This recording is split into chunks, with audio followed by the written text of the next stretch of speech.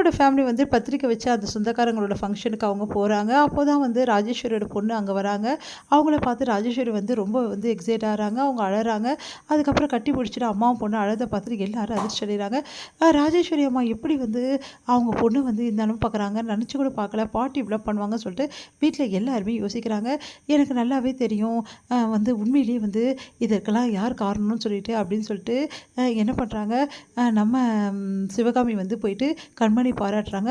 உண்மையை சொல்லு கண்மணி, நீயே அவங்க அட்ரஸை எனக்கு வாங்கினதுக்கு காரணம் இவங்களுக்கு கொடுக்க தானே அப்படின்னு. ஆமாத்த, அவங்க பாவம் மனசில் வந்து அவங்க பொண்ணை நினச்சி ரொம்ப கவலைப்பட்டு இருந்தாங்க, அதனால தான் இப்படி பண்ண அத்தை அப்படின்னு. ஒன்றை மாதிரி ஒருத்தி யாருமே இருக்க மாட்டாங்கம்மா அப்படின்னு சொல்லிட்டு பாராட்டுறாங்க.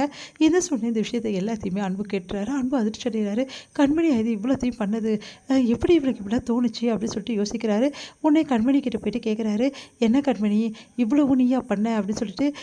ஆமாம், ஆனால் உனக்கு எப்படி தோணுச்சு இப்படி பண்ணுறதுக்கு? நான் தான் வந்து அட்ரஸ் தரமாட்டேன்னு சொல்லிட்டேன்ல அப்படின்னு. நான் இப்போ அத்தைக்கிட்ட கேட்டேன், அந்த அட்ரஸை வாங்கி அவங்களுக்கு கொடுத்துட்டேன். அவங்களும் அவங்கள வர வச்சுட்டாங்க. இவ்வளோ நாள் வந்து நீங்கள் பாட்டிக்கு எல்லோரும் தப்பாக புரிஞ்சுட்ருக்கீங்க. பாட்டி வந்து அவங்க பொண்ணு அவ்வளோ நேசிக்கிறாங்க. அவங்கள பொண்ணு பார்க்காத ஏக்கம் அவங்க கண்ணில் தெரிஞ்சது. அதனால தான் நான் இப்படி பண்ணேன். இப்போ பாட்டி எவ்வளோ சந்தோஷமாக இருக்காங்க பார்த்தீங்கல்ல? ஆமாம், நானும் பார்க்குறேன். இவ்வளோ சந்தோஷமாக எங்கள் பாட்டியை நாங்கள் பார்த்ததே இல்லை. இந்த சந்தோஷத்துக்கு நீ தான் காரணம்னு எனக்கு தெரியும் கண்மணி அப்படின்னு சிரிக்கிறாங்க. கண்மணி, உண்மையிலேயே வந்து நீ கடைக்கு இந்த வீட்டில் எல்லாருமே கொடுத்து தான் வச்சுருக்கணும் அப்படின்னு. சரிங்க, இதெல்லாம் எனக்கு பெரிய விஷயமே கிடையாது. நீங்கள் வந்து எல்லாருக்குமே வந்து பாராட்டுறதும் அதே டைமில் என்னை பற்றி பெருமையாக நினைக்கிறது எனக்கு பெரிய விஷயம் இல்லைங்க. நீங்கள் வந்து எப்போ என்னை ஏற்றுக்கிறீங்களோ அன்றைக்கி தாங்க எனக்கு என் வாழ்க்கையில் பெரிய விஷயம் அப்படின்னு. அப்படியே யோசிக்கிறேன். சொல்லுங்கங்க, என்னை எப்போ ஏற்றுப்பீங்க? இல்லை இப்படி தான் காலம் ஃபுல்லாக நான் இருக்கணுமா அப்படின்னு. அது வந்து கண்மணி அப்படி சொல்ல வராரு. உடனே அந்த டைமில் வந்து கண்மணி அப்படி சொல்லிட்டு கூப்பிட்டோன்னே சரின்னு சொல்லிட்டு போயிடுறாங்க. இங்கே வந்து யோசிக்கிறாரு, பாவம் கண்மணி, அவள் வந்து நல்லவளாக தான் இருக்கா, ஆனால் நம்மளை நம்ப வச்சு ஏமாத்தினாலே, அந்த விஷயத்த நான் கேட்கலான்னு பார்த்தா ஒன்றும் தெரியாத மாதிரி அவள் பேசிகிட்டு இருக்கா. எப்படி நம்ம கேட்க முடியும்? இந்த டைமில் கேட்டால் தேவையில்லாமல் அவளுக்கு நம்மளுக்கு பிரச்சனையாகும். அதுக்கப்புறம் இந்த விஷயம் வந்து பாட்டி வந்து சந்தோஷமாக இருக்காங்க, இப்போ எதுக்கு அவங்கள சந்தோஷத்தை கெடுக்கணும், அதனால் நம்ம சொல்ல வேணாம் அப்படின்னு சொல்லிட்டு யோசிச்சுட்டு கம்முன்னு இருந்துடுறாரு. இங்கே வந்து என்ன பண்ணுறாங்க, கண்மணி வந்து மறுபடியும் வராங்க. வந்து நான் அன்புக்கிட்ட கேட்குறாங்க, நான் கேட்ட கேள்விக்கு என்னங்க பதில் அப்படின்னு சொல்லிட்டு. இங்கே பாரு கண்மணி, இதை பற்றிலாம் என்னால் பேச முடியாது இப்போது, எதுவும் இருந்தாலும் அப்புறம் பேசிக்கலாம். இங்கே பாரு, எனக்கு எல்லாத்துக்குமே டைம் வேணும், கொஞ்ச நாள் டைம் ஆகும்.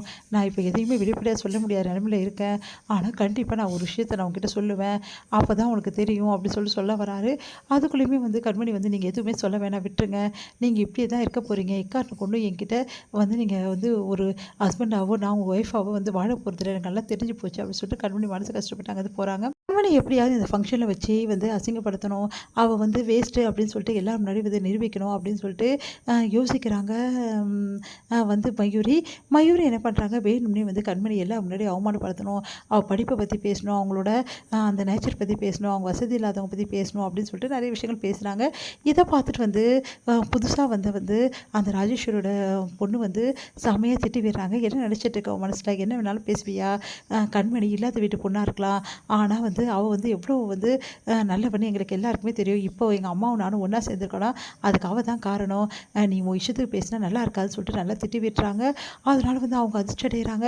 உடனே சொல்கிறாங்க, இங்கே பாருங்கள், எல்லாருக்குமே சொல்கிறேன், கண்மணியை பற்றி தேவையில்லாமல் பண்ணிட்டு இருந்தீங்க, அப்புறம் நல்லா இருக்காது அப்படின்னு சொல்லிட்டு ஃபுல் அண்ட் ஃபுல் அவங்க சப்போர்ட் பண்ணுறாங்க. இந்த சூழ்நிலையில் அவங்கள பார்த்துட்டு வந்துச்சே, கண்மணிக்கு வந்து எப்படியாவது வீட்டை விட்டு வெளியே வெட்டி விடலான்னு நினச்சா இவங்க வந்து இப்படி சப்போர்ட் பண்ணுறாங்க. இப்போ வந்து பாட்டி வேற வந்து இவங்க வந்து அம்மா வச்சு நம்ம எதுவுமே பண்ண முடியாது, என்ன பண்ணுறது அப்படின்னு சொல்லிட்டு மயூரியும் வந்து அவங்க வீட்டில் அந்த மூத்த மருமகளும் வந்து செம்மையாக டென்ஷன் ஆகிடுறாங்க, என்ன பண்ண தெரியாமல். அம்மாவோட அத்தை, அதுக்கப்புறம் கண்மணி, நம்ம வந்து சிவகாமி எல்லாருமே சேர்ந்து ஒன்றா சந்தோஷமாக பேசிகிட்டு இருக்காங்க.